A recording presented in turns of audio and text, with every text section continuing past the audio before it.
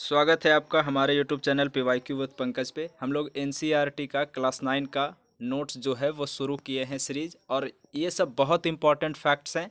ये चैप्टर्स थोड़ा कम इम्पॉर्टेंट है, लेकिन आगे जो भी चैप्टर्स आएंगे वो बहुत इंपॉर्टेंट है। ये भी बहुत इंपॉर्टेंट चैप्टर है, तो कृपया एनसीईआरटी फैक्ट्स अब इसी टाइप सा क्वेश्चन और यहीं से फैक्ट उठा करके दे देता है, क्योंकि लूसेंट स्पीडी में पूरा नहीं है। तो चलिए हम लोग एनसीईआरटी का ये नोट्स क्लास मतलब 9 का पार्ट नंबर 2 क्लियर करते हैं। उसके बाद अगला पार्ट में आप लोग नेक्स्ट 3 देखेंगे।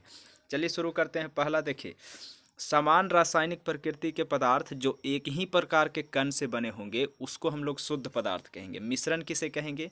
तो दो या दो से अधिक शुद्ध पदार्थों के मेल से बने पदार्थ मिश्रण कहलाते हैं। जल में चीनी, ये हो गया मिश्रण। रक्त मिश्रण है। वायु और बालू नमक का मिश्रण हो गया। समुद्र का जल, खनिज, मिट्टी आदि सब मिश्रण के उदाहरण है, याद रखिएगा। किसी पदार्थ को अन्य प्रकार के तत्वों में भौतिक प्रक्रम द्वारा अलग नहीं किया जा सकता है। किसी पदार्थ को अन्य प्रकार के तत्वों में भौतिक प्रक्रम द्वारा अलग नहीं किया जा सकता है। ये शुद्ध पदार्थ होते हैं, जैसे सोडियम क्लोराइड और चीनी। आगे देखिए, तत्व किसे कहते हैं? तत्व वो हो गया जो किसी पदार्थ का वह मूल रूप जो एक ही प्रकार के रासायनिक प्रकृति का बना हो, जिसे किसी भी भौतिक या रासायनिक प्रक्रम के द्वारा अलग भी नहीं कर सकते हैं, वो तत्व कहलाता है। जैसे लोहा, लोहा को क्या अलग कीजिए? ऑक्सीजन, सल्फर, सोना, चांदी, ये सब हो गया।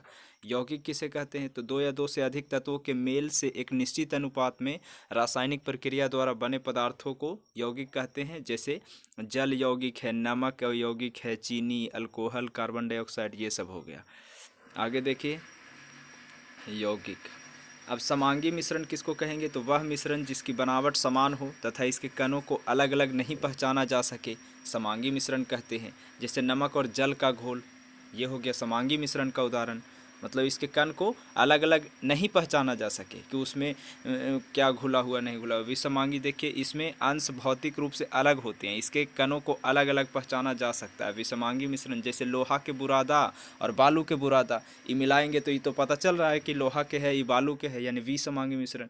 दो या दो से अधिक पदार्थों के समांगी मिश्रण को क्या कहते हैं? विलयन कहते हैं। यही सब आप डिफिनेशन देता है कि विलयन किसे कहते हैं। या फिर विलयन पदार्थ के 3 अवस्था में पाया जाता है। जैसे ठोस, ठोस में पाया जाता है तो मिश्र धातु हो गया। द्रव में रहेगा तो नींबू पानी, और गैस में तो वायु। इस तरीके से उदाहरण कि विलयन का ये सब उदाहरण है तीनों अवस्था का। विलयन के कण समान रूप से वितरित होते हैं, अर्थात इनके कणों को अलग अलग नहीं पहचाना जा सकता। जैसे नींबू चीनी पानी में एक ही स्वाद स्वाद होता है, नींबू चीनी पानी में। तो इसका मतलब कण समान रूप से बटा हुआ होता है और इसको पहचाना नहीं जा सकता है। शुद्ध पदार्थ से आप क्या समझते हैं? तो वह पदार्थ जिसमें मौजूद सभी कण समान रासायनिक प्रकृति के हो तथा एक ही प्रकार के कणों से मिलकर बना हो, शुद्ध पदार्थ। समांगी और विसमांगी में क्या अंतर है? तो इसमें समांगी में संघटक की बनावट जो है वो समान होता है, और विसमांगी में संघटक का बनावट भौतिक दृष्टि से अलग अलग होता है। इसके मतलब समांगी का विभिन्न अवयवों के बीच जो स्पष्ट पृथक्करण सीमाएं नहीं होती है, मतलब पृथक्करण अलग होने की सीमाएं नहीं होती है, इसके विभिन्न अवयवों की पृथक्करण सीमाएं होती है। समांगी में जैसे शक्कर या चीनी का विलयन, और विसमांगी में सोडियम क्लोराइड और लोहे का छीलन। सोच लीजिए, मतलब उसमें अलग अलग दिखाई पड़ता है, इसमें नहीं पड़ता है, और क्या। उदाहरण के साथ समांगी और विसमांगी मिश्रण को विभेद कीजिए। तो इसका तो डेफिनेशन का आंसर नहीं है, लेकिन विलय वो तो ऊपर में दे दिया था। विलयन, निलंबन और कोलॉइडी एक दूसरे से अलग कैसे हैं? तो विलयन देखिए सब इसके अलग हैं। विलयन जो होता है वो दो या दो से अधिक पदार्थों की समांगी मिश्रण होता है। इसमें कणों की समांगिकता होती है। इसके कण इतने सूक्ष्म होते हैं विलयन की कि आँख से हम लोग नहीं देख सकते हैं विलयन को।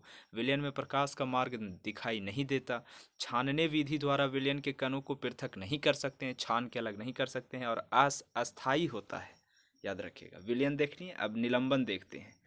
विलयन निलंबन विसमांगी है मिश्रण। सबसे पहला बात, कणों में समांगिकता नहीं होती है, इसके कण बड़े होते हैं। निलंबन की, निलंबन का बड़ा होता है, आँख से देख लें, आँख से देख लेंगे निलंबन को, याद रखिएगा। फिर उसके बाद में इसे छानने विधि से अलग कर सकते हैं, और ये अस्थायी है, ये भी याद रखिए, छान सकते हैं। अच्छा, कोलॉइडी में विसमांगी है, कणों में समांगिकता नहीं होती, इनका आकार छोटा होता है, इन्हें आँखों से इसको भी नहीं देख सकते हैं, कोलॉइडी को भी। ये प्रकाश के मार्ग को दृश्य बनाते हैं और टिंडल प्रभाव दिखाता है। कोलॉइडी जो है वो टिंडल प्रभाव दिखाता है, याद रखिएगा। फिर आगे देख लीजिए, ये भी अस्थाई होते हैं। अच्छा, एक संतृप्त विलयन,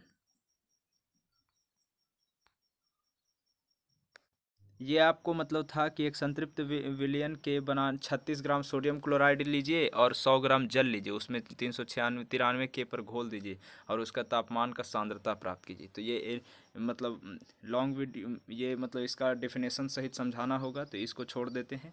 5 मिनट के लिए ये सेकेंड चैप्टर था। अब नेक्स्ट चैप्टर में हम लोग देखेंगे परमाणु और अणु, जो बहुत इंपॉर्टेंट है और उसमें से बहुत क्वेश्चन आता है। तो कृपया चैनल को सब्सक्राइब कर लीजिएगा और लाइक कर दीजिए और नेक्स्ट पार्ट को ज़रूर देखिए।